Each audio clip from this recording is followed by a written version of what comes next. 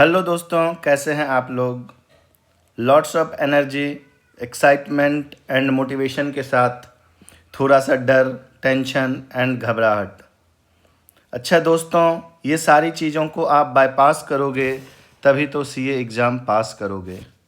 दोस्तों, हर चैप्टर जो पढ़ते हो, हर पन्ना जो पलटते हो, मंजिल के करीब तुम हर कदम पे बढ़ते हो। रास्ता भले लंबा हो, सिलेबस भले भारी, जो रुकते नहीं कभी, जीत उन्हीं की होती है यारी।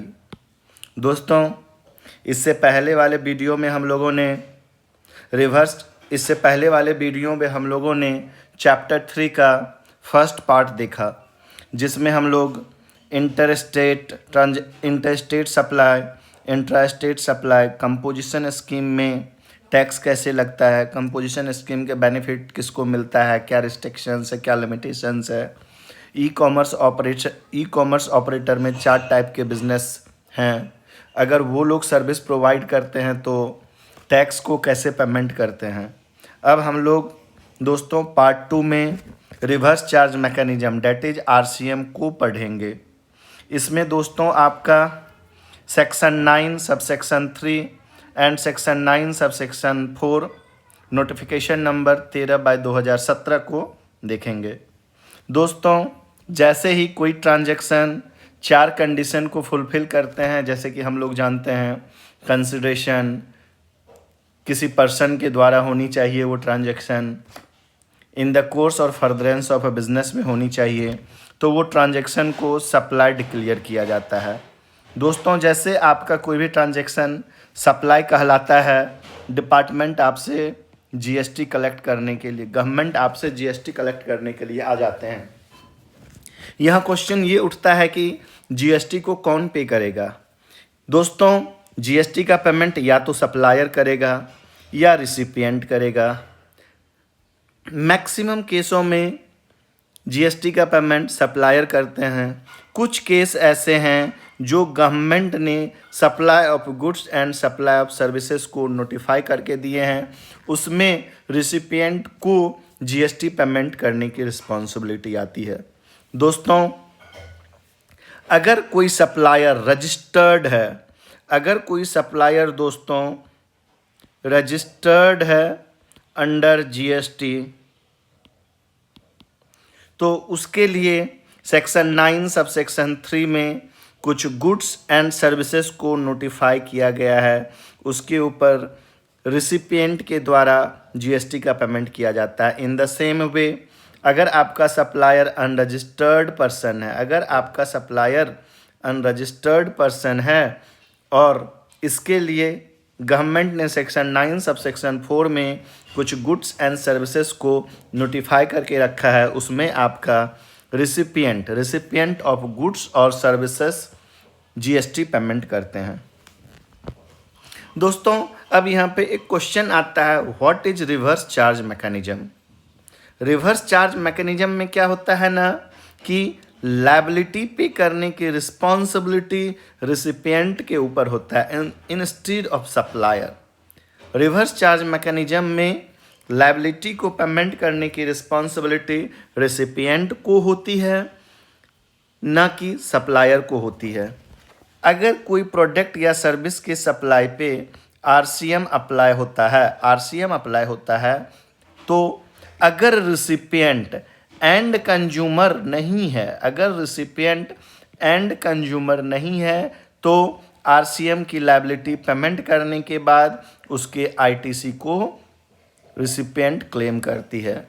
और यहाँ पे जो आरसीएम के थ्रू लायबिलिटी पेमेंट की जाती है, वो लायबिलिटी को पेमेंट करने के लिए आप किसी भी टाइप के आईटीसी को यूटिलाइज नहीं कर सकते हैं। आरसीएम की लायबिलिटी आपका हमेशा कैश के थ्रू पेमेंट होता है। तो अब आते हैं आपका रिवर्स चार्ज मैकेनिज्म, तो देख ही लिए। नॉर्मल चार्ज क्या हुआ।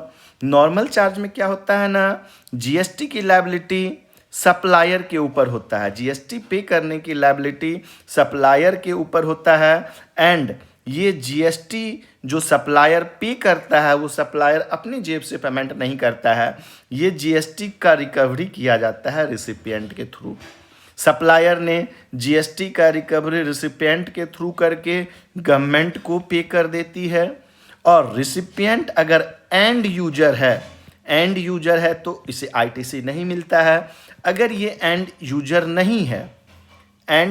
नहीं है तो ये आईटीसी का बेनिफिट ले सकते हैं। दोस्तों इसी के साथ अब हम लोग आगे बढ़ते हैं। कुछ गुड्स जो सेक्शन में नोटिफाई किए गए हैं गुड्स जिसमें रिवर्स चार्ज मैकेनिज्म लगेगा, वो ये 5 टाइप के गुड्स है। दोस्तों इसे एक बार केवल देख लेना, शायद एग्जाम पॉइंट ऑफ व्यू से ये उतना इम्पोर्टेंट नहीं है। आपके एग्जाम पॉइंट ऑफ व्यू से services under RCM is a very important. पहले सर्विस को अपने देखते हैं। पहला सर्विस क्या है? पहला सर्विस आपका जीटीए का सर्विसेज है। पहला सर्विस आपका क्या है? जीटीए का सर्विस है, और इसके ऊपर आपका आरसीएम लगेगा। जीटीए के सर्विस पे डायरेक्टली कह देना कि आरसीएम लगेगा, ये गलत हो जाएगा। इसमें कुछ condition and term and conditions दिए गए हैं। जीटीए के सर्विस पे आपके आरसीएम भी लग सकते हैं, आरसीएम तो लगेगा ही लगेगा, लेकिन इसके ऊपर आपका फॉरवर्ड चार्ज में भी जीएसटी पेमेंट किया जा सकता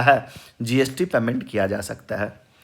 क्या जीएसटी पेमेंट फॉरवर्ड चार्ज में किया जाएगा? ये एब्सोल्युटली जीटीए सर्विस प्रोवाइडर के ऊपर डिपेंड करता है। अगर जीटीए सर्विस प्रोवाइडर चाहे कि नहीं जीएसटी मैं पे करूंगा, देन ओके। अगर ये चाहेगा कि मैं जीएसटी पे नहीं करूंगा, अपनी पेमेंट की रिस्पॉन्सिबिलिटी रेसिपिएंट के ऊपर शिफ्ट करूंगा, तो वो रेसिपिएंट के ऊपर शिफ्ट कर देंगे। दोस्तों क्या कहा गया है? Supply of services by goods transport agency. अगर कोई सप्लाई ऑफ सर्विस किया जाता है, किसके थ्रू किया जाता है? गुड्स ट्रांसपोर्ट एजेंसी के थ्रू किया जाता है। In respect of transportation of goods by road, आप गुड्स का ट्रांसपोर्टेशन कर रहे हैं रोड के थ्रू, और आपने जीटीए का सर्विस लिया, और जीटीए ये सर्विस अगर देता है स्पेसिफाइड पर्सन को, टोटल 7 स्पेसिफाइड पर्सन है दोस्तों। ये जीटीए का सर्विस केवल अगर स्पेसिफाइड रेसिपिएंट को देता है तो यहाँ पे आपको आरसीएम की लायबिलिटी आ जाएगी, और वो स्पेसिफाइड पर्सन आपका जीएसटी पेमेंट करेगा। इसमें भी थोड़े टर्म एंड कंडीशंस है जो आगे हम लोग डिस्कस करेंगे। अब यहाँ पे क्वेश्चन आता है कि स्पेसिफाइड पर्सन कौन से हैं? स्पेसिफाइड पर्सन में आपका factory, society, cooperative society, registered person under GST, body corporate, partnership firm, AOP, LLP, casual taxable person. दोस्तों इसके अलावा अगर जीटीए की सर्विस किसी अदर पर्सन को दी जाती है, अदर देन स्पेसिफाइड पर्सन, अगर जीटीए की सर्विस दी जाती है तो इसके ऊपर आपका जीएसटी नहीं लगेगा, वो आपका एग्जेम्प्ट हो जाएगा। दोस्तों अब हम लोग देखते हैं, डायग्राम के थ्रू इसे समझते हैं। दोस्तों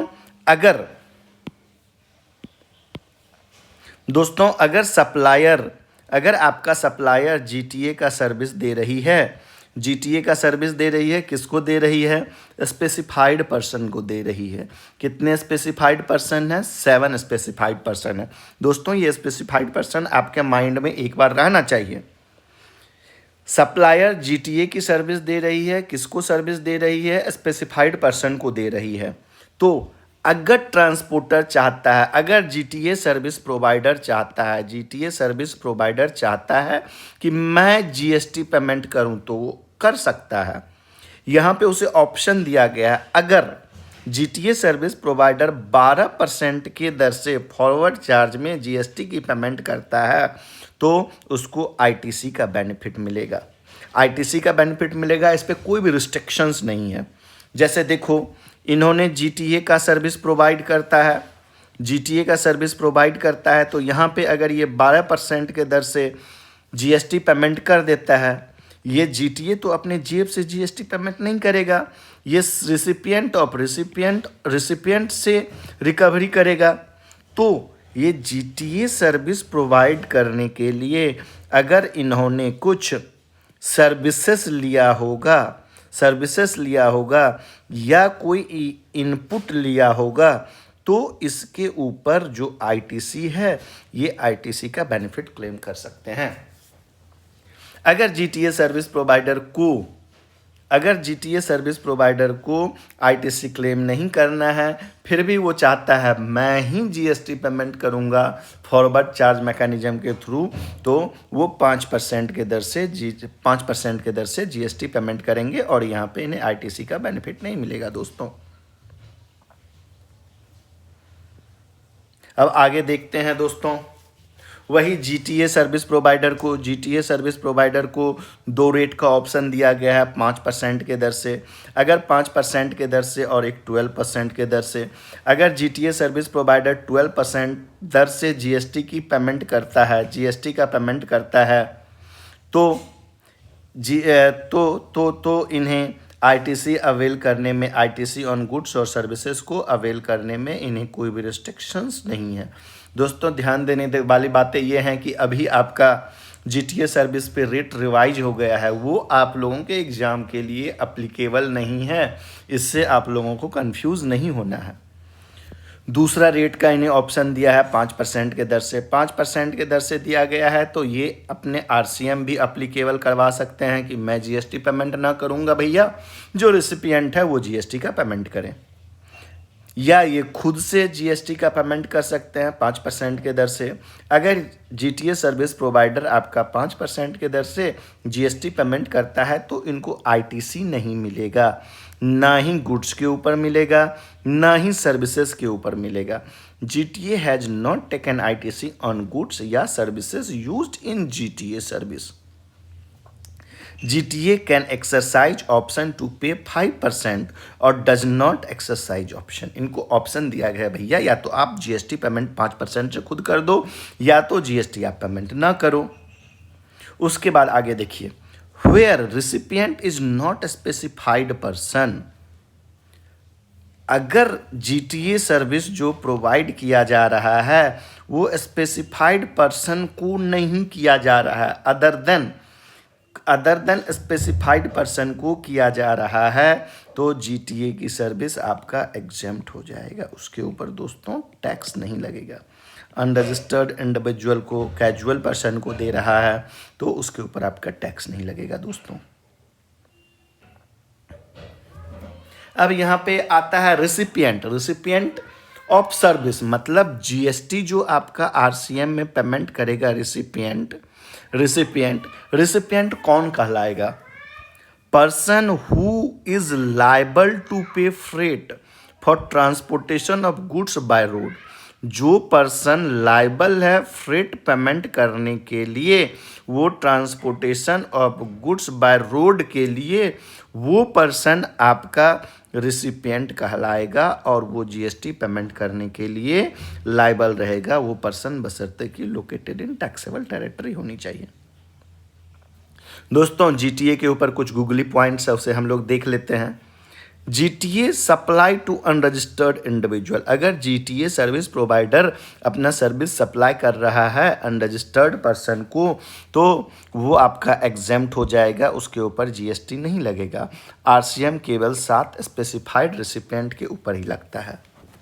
दूसरा देख लेते हैं, अगर जीटीए आपका रजिस्टर्ड है, जीटीए अगर आपका रजिस्टर्ड है और वो ऑप्ट करता है फॉरवर्ड चार्ज को नहीं, वो फॉरवर्ड चार्ज को ऑप्ट नहीं करता है, डेट मीन्स वो आरसीएम को ऑप्ट करता है। इन डेट केस आपका यहाँ पे आरसीएम अप्लाई हो जाएगा।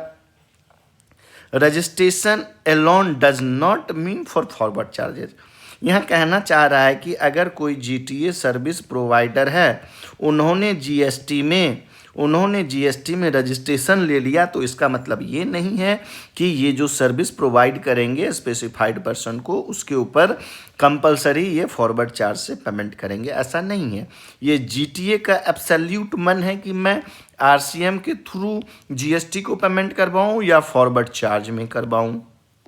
दोस्तों दूसरा ट्विस्ट क्या है, अगर जीटीए आपका ऑप्ट करता है 5% के दर से हम पे करेंगे फॉरवर्ड चार्ज में, एंड जीटीए आपका इनवॉइस इशू करता है for charging of such GST. तो यहाँ पे आपका फॉरवर्ड चार्ज लग जाएगा। वंस टैक्स इनवॉइस इशू, जैसे कोई भी बंदा अगर टैक्स इनवॉइस इशू किया तो वहाँ पे आपका जीएसटी अप्लीकेबल हो जाएगा फॉरवर्ड चार्जेज में, यहाँ पे आपका आरसीएम अप्लीकेबल नहीं होगा दोस्तों। अब यहाँ पे एक गूगली पॉइंट ये है, अगर कोई जीटीए का सर्विस प्रोवाइड किया जा रहा है ऐसे गवर्नमेंट डिपार्टमेंट को जो आपका जीएसटी में रजिस्ट्रेशन को लेके रखा है। रजिस्ट्रेशन को क्यों रखा है? क्योंकि उनको वो गवर्नमेंट डिपार्टमेंट को जीएसटी के अंदर टीडीएस पेमेंट करने की रिस्पॉन्सिबिलिटी अंडर सेक्शन 51 आ रही है। केवल ये टीडीएस के कारण उन्होंने जीएसटी में रजिस्ट्रेशन ले रखा है। दोस्तों जीएसटी में जैसे कोई रजिस्ट्रेशन ले रखा है तो वो स्पेसिफाइड पर्सन में आ जाता है। तो यहाँ पे जो है ना ये कहा गया है कि अगर कोई गवर्नमेंट डिपार्टमेंट को, अगर जीटीए सर्विस प्रोवाइडर कोई गवर्नमेंट डिपार्टमेंट को जीटीए की सर्विस दे रही है और वो गवर्नमेंट डिपार्टमेंट केवल जीएसटी में रजिस्ट्रेशन टीडीएस अंडर सेक्शन 51 में काटने के लिए लिया है, तो यहाँ पे आपको जीएसटी इस सर्विस के ऊपर नहीं लगेगा। दोस्तों ये एग्जाम पॉइंट ऑफ व्यू से एक बार आप लोग देख लेंगे, आप लोगों को उलझा सकता है। गवर्नमेंट डिपार्टमेंट ने जीएसटी का रजिस्ट्रेशन ले रखा है और थोड़ा छोटे अक्षर में कहीं लिख देगा, छोटे अक्षर में लिख देगा कि रजिस्ट्रेशन जो लिया है सेक्शन 51 की रिक्वायरमेंट थी, तो वहाँ पे आपका जीटीए सर्विस के ऊपर जीएसटी नहीं लगेगा। दोस्तों अब आगे हम लोग लीगल सर्विस को देखते हैं। लीगल सर्विस में एंट्री नंबर 2 लीगल सर्विस में क्या कहता है? सर्विसेज बाय इंडिविजुअल एडवोकेट या सीनियर एडवोकेट या firm of advocate by way of legal service directly और इनडायरेक्टली, डायरेक्टली दे रहा हो या इनडायरेक्टली दे रहा हो, to any business entity located in taxable territory. Any business entity जो काम धंधे करने वाले आदमी हैं, अगर उसको एडवोकेट सर्विस दे रहा है, चाहे वो एडवोकेट इंडिविजुअल एडवोकेट हो, चाहे वो सीनियर एडवोकेट हो या फर्म ऑफ एडवोकेट हो, और किसी भी टाइप का सर्विस दे रहे हो, डायरेक्टली दे रहे हो सर्विस या इनडायरेक्टली सर्विस दे रहे हो, तो इसके ऊपर जीएसटी लग जाएगा। यहाँ दोस्तों ध्यान देने वाली बातें हैं, only business entity, other than business entity को दे रहा है। सपोज करो मैं एडवोकेट से कोई पर्सनली अपने काम के लिए लीगल सर्विस लिया तो वहाँ पे जीएसटी दोस्तों नहीं लगेगा। ओके, अब बोला गया है बिजनेस एंटिटी किसको कहेंगे वो हम लोग बाद में देख लेते हैं। दोस्तों अब देखो लीगल सर्विस के ऊपर कुछ गूगली पॉइंट है, देख लेते हैं।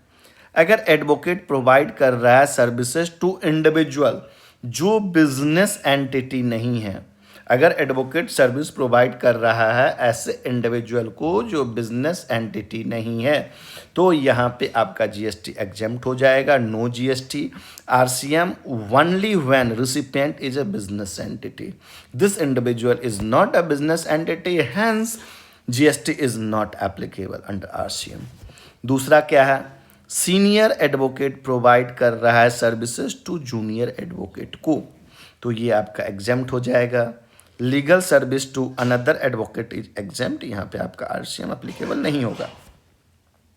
तीसरा देख लेते हैं, अगर एडवोकेट सर्विस प्रोवाइड कर रहा है सेंट्रल गवर्नमेंट को या स्टेट गवर्नमेंट को, अगर एडवोकेट सर्विस प्रोवाइड कर रहा है सेंट्रल गवर्नमेंट को या स्टेट गवर्नमेंट को, तो ये एग्जेम्प्ट हो जाएगा। लीगल सर्विस टू गवर्नमेंट, अगर कोई लीगल सर्विस दिया जाता है गवर्नमेंट को, यूनियन टेरिटरी को, लोकल अथॉरिटी को, गवर्नमेंट अथॉरिटी को, तो ये एग्जेम्प्ट हो जाता है। यहाँ पे दोस्त एक ट्विस्ट है, देखते हैं। Who is treated as person receiving legal service, दोस्तों किसे ट्रीट किया जाएगा कि ये XYZ नाम के पर्सन ने लीगल सर्विस लिया है। लिटिगेशन, का जो कोई लिटिगेशन हुआ उसके लिए जिन्होंने एप्लीकेशन दिया, डेट मीन्स एप्लीकेंट हो गया, पेटिशनर को रिसिपिएंट ऑफ आरसीएम पर्पस के लिए रिसिपिएंट माना जाएगा। दोस्तों इसके बाद हम लोग एंट्री नंबर 3 और 4 को देखते हैं। 3 और 4 में क्या है, अगर कोई आर्बिट्रल ट्रिब्यूनल सर्विसेज दे रहा है, आर्बिट्रल ट्रिब्यूनल सर्विसेज किसको दे रहा है, किसी बिजनेस एंटिटी को दे रहा है। स्पॉन्सरशिप, अगर आर्बिट्रल ट्रिब्यूनल आपका किसी बिजनेस एंटिटी को सर्विस दे रहा है तो वहाँ पे आपका आरसीएम लग जाएगा। चौथा एंट्री क्या कहता है, स्पॉन्सरशिप सर्विसेज। अगर स्पॉन्सरशिप सर्विसेज किसी बॉडी कॉरपोरेट को दिया जाता है, अगर ये स्पॉन्सरशिप सर्विसेज किसी बॉडी कॉरपोरेट को दिया जाता है या पार्टनरशिप फर्म को दिया जाता है by way of sponsorship to body corporate और partnership firm in a taxable territory, that means ये बॉडी कॉरपोरेट या पार्टनरशिप फर्म जो है वो आपके टैक्सेबल टेरिटरी में है और आप उसे स्पॉन्सरशिप की सर्विसेज देते हो तो आपका जीएसटी रिवर्स चार्ज के अंतर्गत लगेगा। दोस्तों पांचवा एंट्री क्या है, गवर्नमेंट सर्विसेज। दोस्तों पांचवा एंट्री गवर्नमेंट सर्विसेज है। गवर्नमेंट सर्विसेज में क्या है, अगर सर्विस दे रही है, कौन गवर्नमेंट सर्विस दे रही है, सेंट्रल गवर्नमेंट सर्विसेज दे रही है, स्टेट गवर्नमेंट सर्विस दे रही है, यूनियन टेरिटरी दे रही है या लोकल अथॉरिटी दे रही है। किसको दे रही है दोस्तों, बिजनेस एंटिटी को दे रही है। दोस्तों ये गवर्नमेंट सर्विसेज दे रही है, किसको दे रही है, बिजनेस एंटिटी को दे रही है, तो ये आरसीएम अप्लाई हो जाएगा यहाँ पे।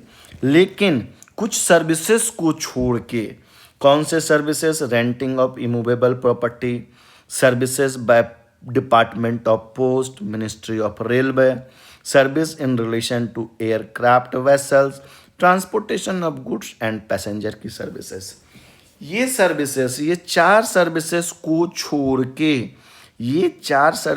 को छोड़ के अगर कोई दूसरा services central government, state government, union territory या लोकल अथॉरिटी बिजनेस एंटिटी को दे रही है तो आपका आरसीएम एप्लीकेबल हो जाएगा। लेकिन ये चार तरीके का सर्विस अगर बिजनेस एंटिटी को दे रही है तो यहाँ पे आरसीएम नहीं एप्लीकेबल होगा। एक दोस्तों एंट्री नंबर 5A है, रेंटिंग ऑफ इमूवेबल प्रॉपर्टी। अगर कोई सेंट्रल गवर्नमेंट रेंटिंग दे रही है, रेंट पे दे रही है कोई इमूवेबल प्रॉपर्टी, किसको दे रही है, रजिस्टर्ड पर्सन को दे रही है। यहाँ पे गवर्नमेंट में रेलवे को एक्सक्लूड किया गया है, रेलवे को एक्सक्लूड कर दिया गया है। अगर गवर्नमेंट इमूवेबल प्रॉपर्टी के रेंटिंग की सर्विसेज किसी रजिस्टर्ड पर्सन को दे रही है, रजिस्टर्ड पर्सन को दोस्तों, तो यहाँ पे आरसीएम आ जाएगा। एंट्री नंबर 5AA में क्या है, रेसिडेंशियल डेवलिंग। अगर कोई पर्सन को दे रहा है, किसको दे रहा है, एनी पर्सन, रेसिडेंशियल डेवलिंग अगर कि कोई भी पर्सन दे रहा है, किसको दे रहा है, रजिस्टर्ड पर्सन को, तो वहाँ पे आपका जीएसटी लग जाएगा। सपोज करो मेरी एक कंपनी है XYZ, मैं अपने एम्प्लॉय को रहने के लिए मैं अपने एम्प्लॉय को रहने के लिए घर की सुविधा देता हूँ। इसके लिए क्या होता है, मेरे पास XYZ कंपनी के पास कोई घर नहीं है, ये घर किसी इंडिविजुअल से किराए पे लेती है और यहाँ पे अपने स्टाफ को रखती है कंपनी। तो यहाँ पे जो इंडिविजुअल से घर लिया गया है, सपोज करो 25,000 रुपया पर मंथ जो घर लिया गया है, इसके ऊपर आपका जीएसटी लग जाएगा 18% और इसे आरसीएम में पेमेंट किया जाएगा। दोस्तों ये प्रैक्टिकली हमारे कंपनी में एप्लीकेबल है। उसके बाद एक एंट्री आपका entry number 5AB, other immovable property. कोई भी अनरजिस्टर्ड पर्सन रेसिडेंशियल हाउस को छोड़ के किसी रजिस्टर्ड पर्सन को इमूवेबल प्रॉपर्टी की सर्विसेज दे रहा है, इमूवेबल प्रॉपर्टी को किराए पे दे रहा है, तो वहाँ पे आरसीएम आपका एप्लीकेबल हो जाएगा। दोस्तों आरसीएम सर्विसेज पे कुछ गूगली पॉइंट है, उसे हम लोग देख लेते हैं। चलो इसे इसे इसे इसे इसे नहीं देखते हैं दोस्तों। दोस्तों एंट्री नंबर 6 में आपका डायरेक्टर का सर्विसेज।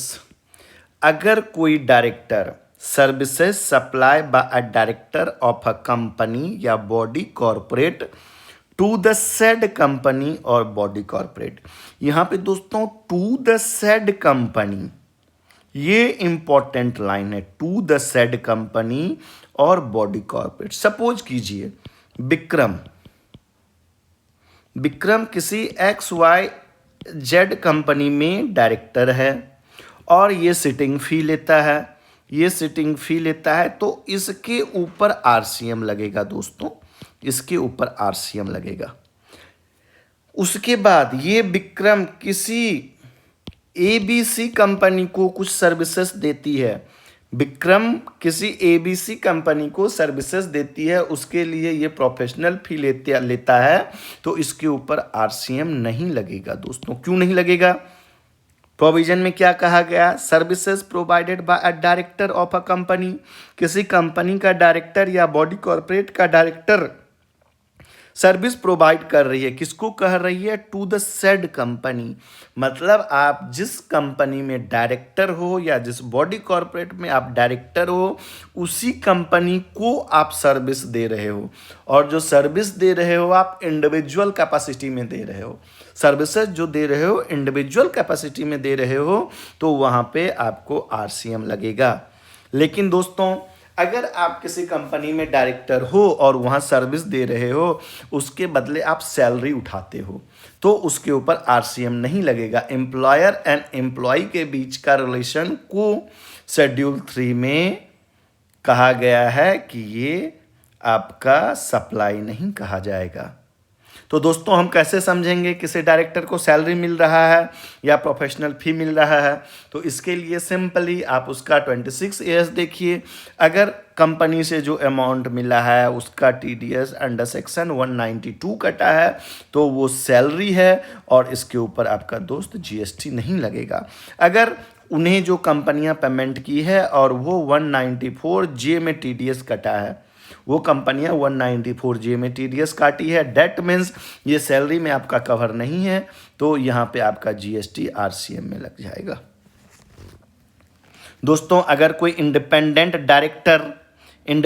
डायरेक्टर कंपनी का एम्प्लॉय नहीं हो सकता है दोस्तों, ये हमेशा के लिए कोई भी इंडिपेंडेंट डायरेक्टर उस कंपनी का एम्प्लॉय नहीं हो सकता है जिसमें वो इंडिपेंडेंट डायरेक्टर है। क्यों नहीं हो सकता है? जैसे आप एम्प्लॉय हो जाते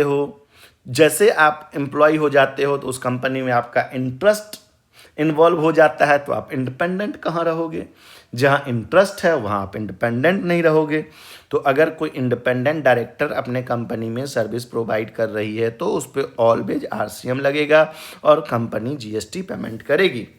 दोस्तों प्रोफेशनल फी पे TDS अंडर सेक्शन 194J कटा है, इसे डिक्लेयर किया गया सेपरेटली, कंपनी इसे डिक्लेयर की है सेपरेटली, इसके ऊपर आपका टैक्स किया जाएगा अंडर RCM। दोस्तों डायरेक्टर सर्विस के ऊपर कुछ गूगली पॉइंट है, उसे देख लेते हैं। Whole time director receive salary plus sitting fee. Whole time director आपका रिसीव कर रहा है सैलरी भी और सिटिंग फी भी। तो यहाँ पे क्या होगा दोस्तों? जो सैलरी रिसीव कर रहा है उसके ऊपर GST नहीं लगेगा। क्यों? सैलरी के ऊपर TDS कटा होगा अंडर सेक्शन 192। लेकिन जो सिटिंग फी मिला है दोस्तों, होल टाइम डायरेक्टर को जो सिटिंग फी मिला है उसमें आपका TDS कटा होगा 194J। जैसे 194J के अंतर्गत TDS कटा, RCM में GST पेमेंट करने की रिस्पॉन्सिबिलिटी इम्पोज हो गई और वो रिस्पेक्टिव कंपनी GST पेमेंट करेगा अंडर RCM। दोस्तों अब डायरेक्टर रेंट दे रहा है हिज पर्सनल हाउस। डायरेक्टर अपना पर्सनल घर, डायरेक्टर के पास अपने बहुत सारे फ्लैट होंगे, वो फ्लैट या घर किराए पे दे रहा है कंपनी को, तो यहाँ पे दोस्तों क्या RCM लगेगा? नहीं, RCM नहीं लगेगा। क्यों नहीं लगेगा? क्योंकि एंट्री नंबर 6 के थ्रू इस पे आपका एंट्री नंबर 6 में जो आरसीएम का जो बोला गया है कि डायरेक्टर के सर्विस पे आरसीएम लगेगा, वो एंट्री यहाँ पे अप्लीकेबल नहीं होगा। क्यों? क्योंकि डायरेक्टर ने पर्सनल कैपेसिटी में सर्विस दी है, अपने घर की पर्सनल कैपेसिटी में सर्विस दी है, तो ये आपका एंट्री नंबर 5AA या 5AB में फॉल कर सकता है। एंट्री नंबर 6 में तो ये कभी फॉल नहीं कर सकता है दोस्तों, जो शुरू में ही हम लोग डिस्कस कर लिए थे कि अगर डायरेक्टर कोई पर्सनल कैपेसिटी से कंपनी को सर्विस दे रही है तो वो एंट्री नंबर 6 में नहीं आएगा, और एंट्री नंबर 6 के तहत उसके ऊपर आपका आरसीएम नहीं लगेगा, किसी और अदर एंट्री में फॉल कर सकता है, वो अलग बातें हैं दोस्तों। अब director of company A provide कर रही है कंसल्टेंसी टू कंपनी बी, तो यहाँ पे एंट्री नंबर 6 में आरसीएम नहीं लगेगा। क्यों? Only service to his own company is covered under this entry, only his own company. दोस्तों ये तो डायरेक्टर है कंपनी ए में, लेकिन सर्विस प्रोवाइड कर रही है कंपनी बी में। कंपनी बी तो इसका अपना कंपनी है ही नहीं दोस्तों, तो इसीलिए एंट्री नंबर 6 यहाँ पे अप्लीकेबल होगा ही नहीं। एक ट्विस्ट पॉइंट, इंडिपेंडेंट डायरेक्टर को अगर कुछ भी मिलता है कंपनी से तो उसके ऊपर हमेशा आरसीएम लगेगा। इंडिपेंडेंट डायरेक्टर के साथ सैलरी की कोई बात हो ही नहीं सकती है। अगर सैलरी की बात हुई तो उसका इंटरेस्ट कॉम्प्रोमाइज होगा और वो इंडिपेंडेंट डायरेक्टर होगा ही नहीं दोस्तों। इसीलिए इंडिपेंडेंट डायरेक्टर पे ऑलवेज आरसीएम लगेगा। Independent director can not be employ, all remuneration is taxable under RCM. दोस्तों अब एंट्री नंबर 7 to 10 को देख लेते हैं। अगर कोई इंश्योरेंस एजेंट सर्विसेज देती है इंश्योरेंस कंपनी को तो आरसीएम आ जाएगा। अगर कोई रिकवरी एजेंट अपना सर्विस देती है, किसको देती है? बैंकिंग कंपनी को देती है, फाइनेंशियल इंस्टीट्यूशन को देती है, एनबीएफसी को देती है, तो इसके ऊपर आपका आरसीएम लग जाएगा। अगर म्यूजिक कंपोजर या फोटोग्राफर या आर्टिस्ट अपना म्यूजिक प्रोडक्शन कंपनी को या प्रोड्यूसर को अपना कॉपीराइट के थ्रू कोई सर्विस देती है तो वो आपका उसके ऊपर आरसीएम लग जाएगा। अगर कोई ऑथर अपना कॉपीराइट दे रही है पब्लिशर को तो यहाँ पे भी आपका आरसीएम लग जाएगा। ओवरसीइंग कमिटी सर्विसेज दे रही है अपनी आरबीआई को, ओवरसीइंग कमिटी सर्विसेज दे रही है आरबीआई को, तो यहाँ पे आपका आरसीएम लग जाएगा। दोस्तों 7 to 9 ए का हम लोग गूगली पॉइंट देख लेते हैं। Insurance agent is a company. अगर कोई इंश्योरेंस एजेंट कंपनी है, बॉडी कॉरपोरेट है, तो यहाँ पे क्या होगा? अगर इंश्योरेंस एजेंट कंपनी हो, बॉडी कॉरपोरेट हो, इंडिविजुअल हो, जो भी हो, अगर वो सर्विस दे रही है इंश्योरेंस कंपनी को तो आरसीएम लग जाएगा। इसमें ये नहीं देखा जाता है कि इंश्योरेंस एजेंट का नेचर क्या है, नहीं देखा जाता है। रिकवरी एजेंट, अगर आपका recovery agent private limited company है तो भी ये आरसीएम में कवर होगा। क्यों? क्योंकि इंश्योरेंस एजेंट में, रिकवरी एजेंट में ये नहीं देखा जाता है ऑथर का कैपेसिटी, ऑथर का नेचर क्या है। ऑथर इंडिविजुअल है, रिकवरी एजेंट या इंश्योरेंस एजेंट आपका इंडिविजुअल है, कंपनी है, बॉडी कॉर्पोरेट है, फर्म है, ये सारी चीज़ें, मतलब ये दोनों का स्टेटस इनरेलीवेंट है डिसाइड करने के लिए कि उनके सर्विस पे आरसीएम लगेगा या फॉरवर्ड चार्ज लगेगा। अगर कोई ऑथर ट्रांसफ़र करता है अपना कॉपीराइट को तो पब्लिशर पे करेगा आरसीएम, लेकिन but author can opt forward if registered and उन्होंने डिक्लेरेशन दे दिया। दोस्तों यहाँ पे ऑथर को एक ऑप्शन दिया गया है कि भाई अगर तुम रजिस्टर्ड हो और खुद से अगर जीएसटी पटाना चाहते हो तो पटा सकते हो।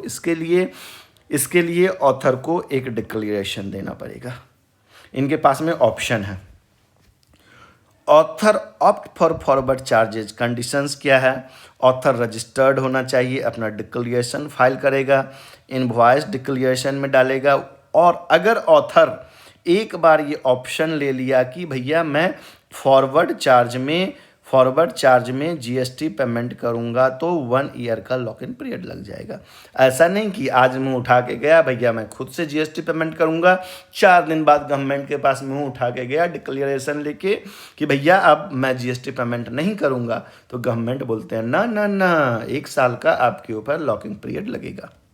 दोस्तों अब हम लोग एंट्री नंबर 11 to 14 को देखते हैं।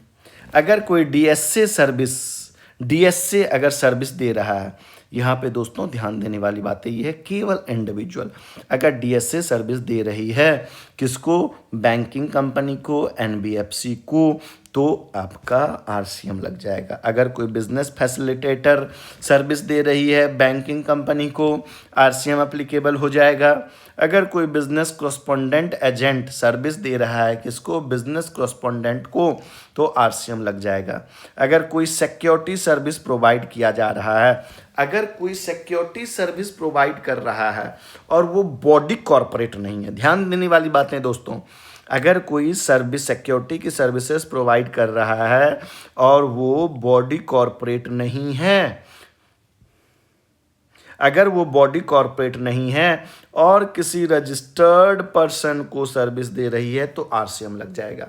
दोस्तों अगर security service provider body corporate है तो फिर आरसीएम नहीं लगेगा, इसके ऊपर फॉरवर्ड चार्ज के तहत जीएसटी पेमेंट किया जाएगा। दोस्तों एंट्री नंबर 14 का कुछ एक्सेप्शंस है। अगर कोई सिक्योरिटी सर्विस प्रोवाइड कर रही है, किसको कर रही है? गवर्नमेंट डिपार्टमेंट को, लोकल अथॉरिटी को, जीटीए एजेंसी को। अगर कोई पर्सन जो बॉडी कॉरपोरेट नहीं है सिक्योरिटी सर्विस प्रोवाइड कर रहा है, किसको कर रहा है? गवर्नमेंट डिपार्टमेंट को, लोकल अथॉरिटी को, गवर्नमेंट एजेंसी को, तो जीएसटी आरसीएम में नहीं लगेगा। अगर वो government, local authority, government agency GST में रजिस्ट्रेशन लिया है, ओनली सेक्शन 51 को फुलफिल करने के लिए सेक्शन 51 में लिखा गया है कुछ गवर्नमेंट डिपार्टमेंट को कंडीशन अगर वो फुलफिल करती है तो उसे टीडीएस काटना पड़ेगा। केवल टीडीएस काटने के लिए, केवल टीडीएस अंडर सेक्शन 51 में काटने के लिए अगर वो गवर्नमेंट जीएसटी में रजिस्ट्रेशन ली हुई है, रजिस्टर्ड पर्सन है, तो वहाँ पे आरसीएम एप्लीकेबल नहीं होगा। दोस्तों सिक्योरिटी सर्विसेज का कुछ गूगली पॉइंट देख लेते हैं। सिक्योरिटी एजेंसी प्राइवेट लिमिटेड है, प्रोवाइड कर रहा है गार्ड की सर्विसेज रजिस्टर्ड पर्सन को, तो आरसीएम एप्लीकेबल नहीं होगा। क्यों? प्राइवेट लिमिटेड, ये आपका बॉडी कॉरपोरेट है,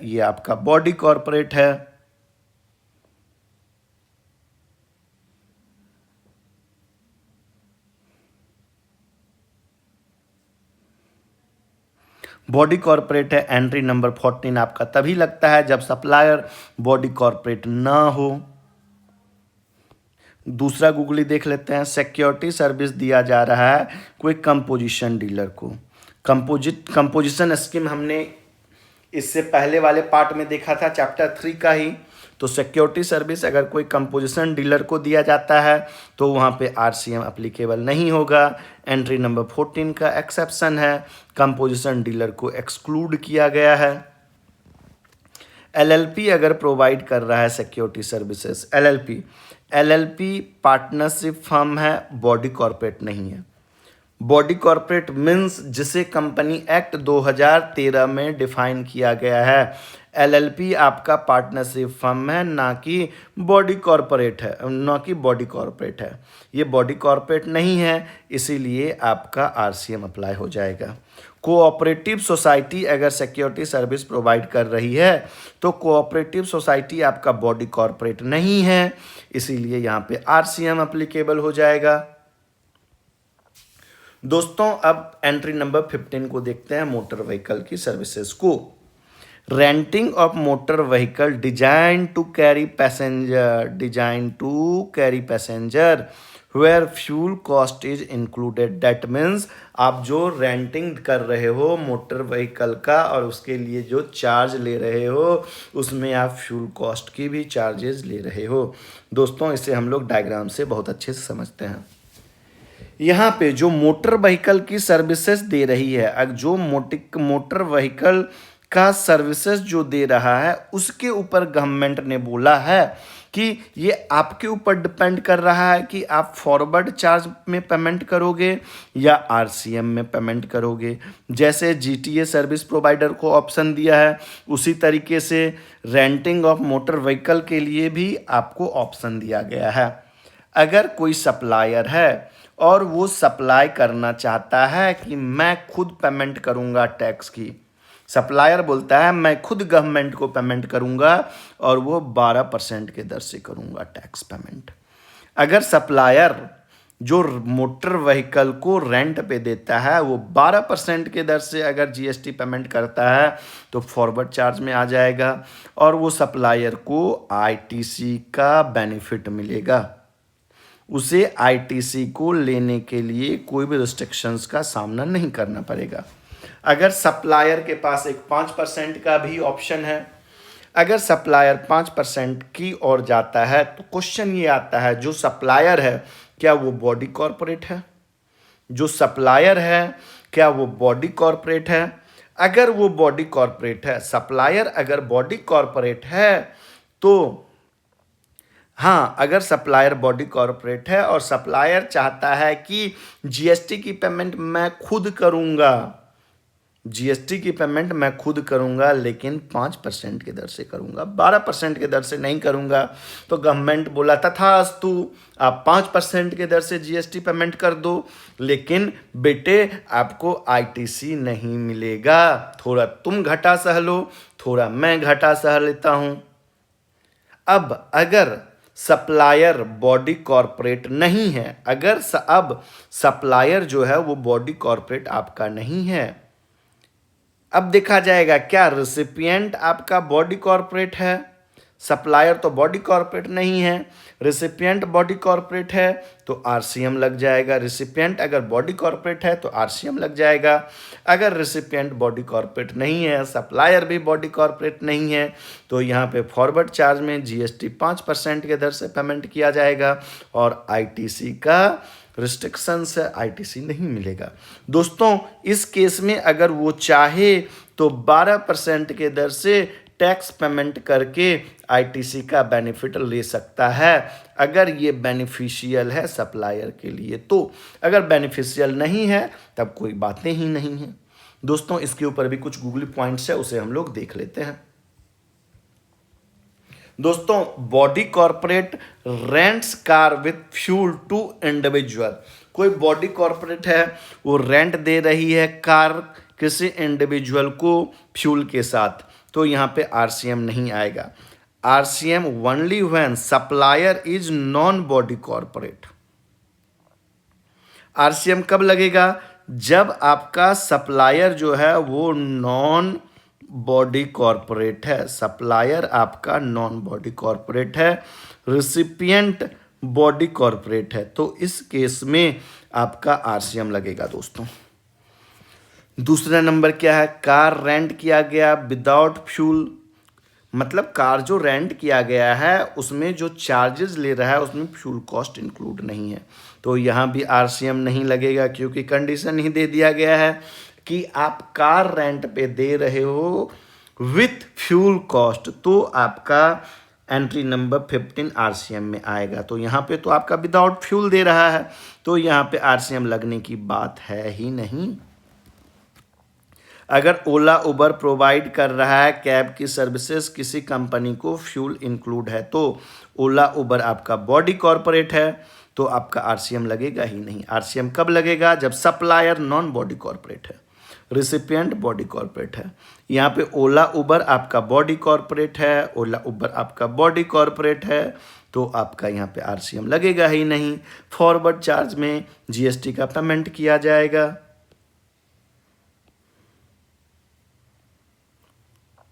दोस्तों अब एक एंट्री नंबर 16 को देख लेते हैं। Security landing plus import of services. अगर कोई सिक्योरिटी लैंडिंग की सर्विस दिया जा रहा है सेबी स्कीम 1979 के थ्रू, रिसिपिएंट कौन है? बोरोवर ऑफ सिक्योरिटी है।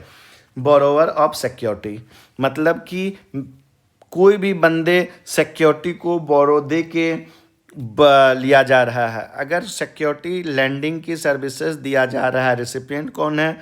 बोरोवर ऑफ सिक्योरिटी है, तो यहाँ पे आपका आरसीएम लग जाएगा दोस्तों अगर इंपोर्ट किया जा रहा है सर्विस को, अगर इंपोर्ट किया जा रहा है सर्विस को, तो उसके ऊपर आईजीएसटी लगेगा दोस्तों। इसे इंटर स्टेट सप्लाई कहा जाएगा, इंटर स्टेट सप्लाई कहा जाएगा दोस्तों, और इसके ऊपर आरसीएम लगेगा। Services by a person in non taxable territory, services by person in non taxable territory to a person in taxable territory, तो यहाँ पे इसे इंपोर्ट कहा, इस पे हमेशा आरसीएम लगेगा। इंपोर्टर पे आईजीएसटी अंडर आरसीएम। एक्सेप्शन क्या है? Non taxable online recipient. अब क्या कहा गया ना दोस्तों, जैसे हम लोग जानते हैं एक कंसेप्ट जो जीएसटी का कंसेप्ट है कि अगर आपके ऊपर जीएसटी, सपोज कीजिए एक्स नाम का बंदा है, ये सप्लाई कर रहा है गुड्स या सर्विसेज का वाई नाम के बंदे को, तो यहाँ पे जो टैक्स 10 रुपया का, अगर ये फाइनल एंड कंज्यूमर नहीं है, अगर ये एंड कंज्यूमर नहीं है दोस्तों, सपोज करो 100 रुपया का इनवाइस एक्स ने वाई को दिया, इसके ऊपर 18% का जीएसटी आ गया, 18% का जीएसटी आ गया, तो यहाँ पे एक्स ने जो वाई से 18 रुपया रिकवरी करके, 18 रुपया रिकवरी करके गवर्नमेंट को देता है। अगर वाई एंड यूजर नहीं है, अगर वाई एंड यूजर नहीं है, तो ये वाई आईटीसी का बेनिफिट ले लेगा, ये 18 रुपया का। अब मैं आपको दोस्तों ये समझाना चाह रहा हूं कि अगर एक्स ने कोई सर्विसेज दी है, एक्स ने कोई सर्विसेज दी है वाई को, और ये सर्विसेज के ऊपर आरसीएम लगता है @ 18% आरसीएम लग जा रहा है, तो यहाँ पे एक्स तो गवर्नमेंट को जीएसटी पेमेंट नहीं करेगी, यहाँ पे वाई को जीएसटी पेमेंट करना पड़ेगा। तो कहा गया है भाई वाई तुम पहले 18 रुपया या 18%, जो भी परसेंट की दर से जीएसटी लगता है वो आप पहले गवर्नमेंट को पे करो, उसके बाद वो अमाउंट का आप आईटीसी ले लो दोस्तों जो आरसीएम के अंदर लायबिलिटी की पेमेंट की जाती है, वो पेमेंट आपको कैश से पे करना पड़ेगा, that means electronic cash ledger से करना पड़ेगा। आप आरसीएम की लायबिलिटी को आईटीसी के साथ एडजस्ट नहीं कर सकते हो दोस्तों। अभी जो 16 एंट्री पढ़े दोस्तों, इसमें कुछ बॉडी कॉर्पोरेट का एक्सेप्शंस है, वो सारे को मैं एक जगह आप लोगों को कंपाइल करके दे दिया। एंट्री नंबर 14, एंट्री नंबर 14 में जो सिक्योरिटी सर्विसेज दिया गया है, सिक्योरिटी सर्विसेज में जो सिक्योरिटी सर्विसेज दिया जा रहा है रिसिपिएंट को, वो रिसिपिएंट को बॉडी कॉर्पोरेट होना चाहिए, सप्लायर बॉडी कॉर्पोरेट नहीं होगा तब आरसीएम लगेगा। जो सिक्योरिटी सर्विसेज प्रोवाइड किया जा रहा है, यहाँ पे जो सप्लायर है, यहाँ पे जो सप्लायर है, अगर वो सप्लायर नॉन बॉडी कॉर्पोरेट है, बॉडी कॉर्पोरेट नहीं है, तो आरसीएम लगेगा। अगर मोटर व्हीकल की सर्विसेज जो एंट्री नंबर 15 में दिया जा रहा है, यहाँ पे भी आरसीएम तभी लगेगा, ये जो सप्लायर है वो नॉन बॉडी कॉर्पोरेट होगा, नॉन बॉडी कॉर्पोरेट होगा तो आरसीएम लगेगा। अगर ये बॉडी कॉर्पोरेट हुआ तो आरसीएम नहीं लगेगा दोस्तों। इंश्योरेंस एजेंट, रिकवरी एजेंट में हमेशा आरसीएम लगेगा। Insurance agent, recovery agent entry number 7, 8 में जो दिया गया है, अगर ये बॉडी कॉर्पोरेट होते हैं या बॉडी कॉर्पोरेट नहीं होते हैं, दोनों केस में आपको आरसीएम लगेगा ही लगेगा। डीएसए सर्विस जो प्रोवाइड करता है, डीएसए सर्विस प्रोवाइड करता है किसी बैंक को, या एनबीएफसी को, तो ये डीएसए अगर आपका इंडिविजुअल है, अगर ये डीएसए अगर आपका इंडिविजुअल है तभी आपका आरसीएम लगेगा। अगर ये इंडिविजुअल नहीं है दोस्तों तो आरसीएम नहीं लगेगा। Cooperative society and LLP body corporate नहीं कहलाएगा। कोई भी एंटिटी बॉडी कॉर्पोरेट है या नहीं है, उसके लिए section 2 subsection 11 of company act 2013 में जो बॉडी कॉर्पोरेट का डेफिनेशन दिया गया है वो डेफिनेशन को देख के चेक किया जाएगा। अब दोस्तों अपने अंतिम पड़ाव की ओर चलते हैं और जो एग्ज़ाम में मोस्ट टाइम पूछे गए हैं क्वेश्चन, आईपीसीसी के बेसिस पे जो आरसीएम से मोस्ट फेवरेबल क्वेश्चन है वो कुछ क्वेश्चंस का हम लोग डिस्कस कर लेते हैं। Suppose composition dealer take advocate service, अगर कंपोजिशन डीलर एडवोकेट सर्विस को लिया गया है तो यहाँ पे आरसीएम अप्लाई होगा और जीएसटी कैश में पेमेंट किया जाएगा। क्यों? कंपोजिशन डीलर तो काम धंधे वाले आदमी है, बिजनेस पर्सन है, बिजनेस पर्सन को एडवोकेट का सर्विस दिया गया तो आपका आरसीएम एप्लीकेबल हो जाएगा। दोस्तों क्या आरसीएम के लिए रजिस्ट्रेशन रिक्वायर्ड है? रजिस्ट्रेशन रिक्वायर्ड है आरसीएम के लिए? Yes.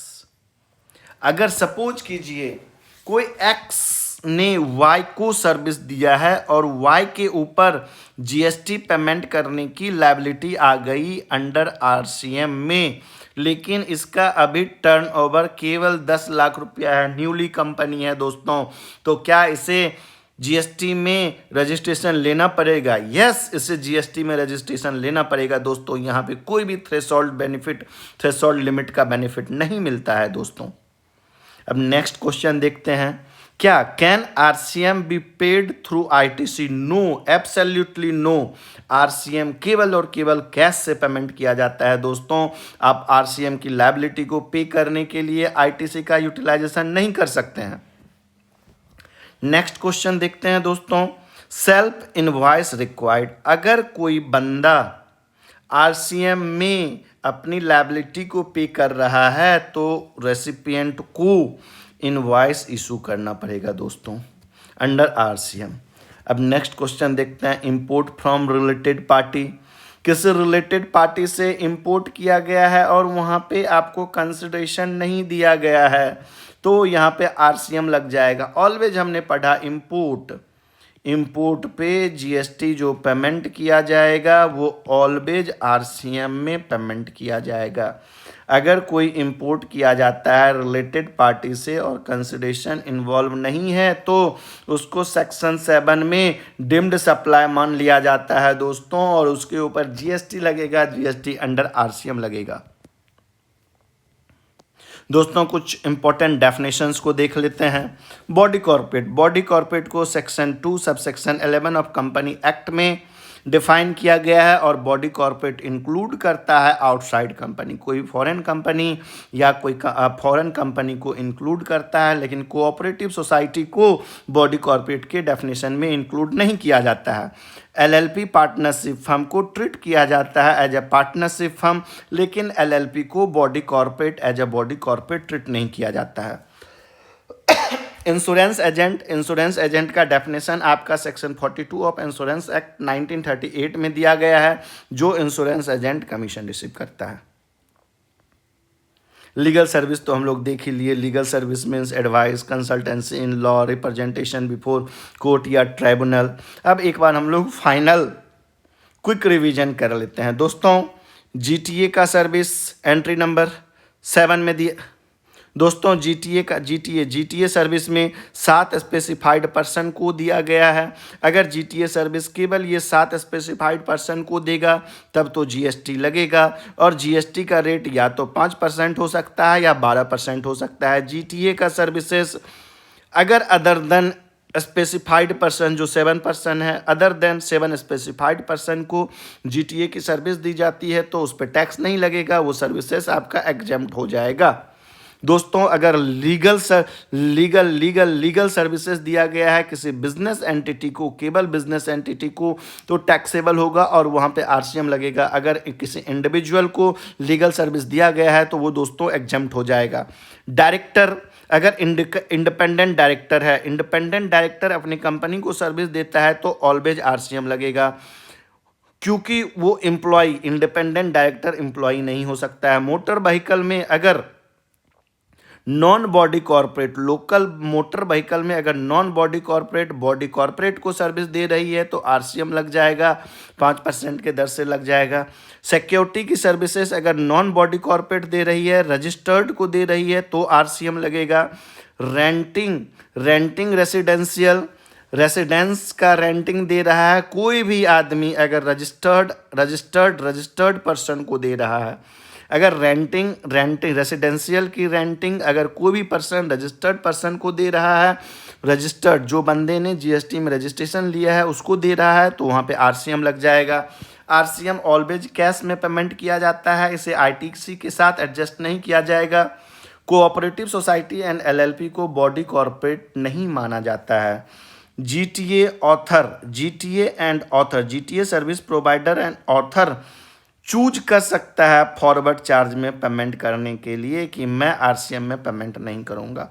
Author and GTA service provider को ये छूट दिया गया। इंपोर्ट ऑफ सर्विस में हमेशा आपको जीएसटी लगेगा अंडर आरसीएम। दोस्तों इसी के साथ आपका चैप्टर नंबर 3 खत्म होता है। चैप्टर नंबर 3 का 2 पार्ट है। पार्ट 1 में हमने क्या देखा है वो ऑलरेडी डिस्कशन कर लिया। पार्ट 2 में हमने क्या देखा वो हमने अभी फाइनल क्विक रिवीजन कर लिया है। दोस्तों इसी के साथ आज का क्लास यहीं पे समाप्त होता है, एंड होता है। अगर आपको ये वीडियो पसंद आया, इससे कुछ आपको बेनिफिट मिला है, तो दोस्तों इस चैनल को सब्सक्राइब करें, लाइक करें। अगर कुछ आपको सजेशन देना है तो कमेंट करें। दोस्तों इससे मेरा मोटिवेशन और बढ़ेगा और मैं आपके लिए कुछ ज़्यादा कर पाऊँगा। दोस्तों इसी के साथ आज का क्लास यहीं पे ओवर करते हैं।